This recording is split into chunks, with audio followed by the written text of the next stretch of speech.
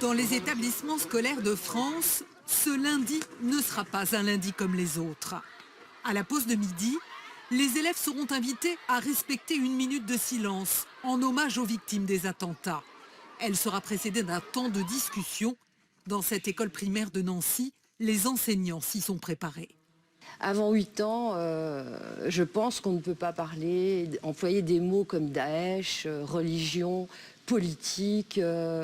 Le but, c'est de rassurer les enfants.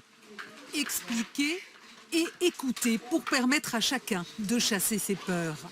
La ministre de l'Éducation a demandé que le débat soit adapté à chaque âge. Dans ce collège de Versailles, il faudra trouver les mots pour des élèves plus âgés.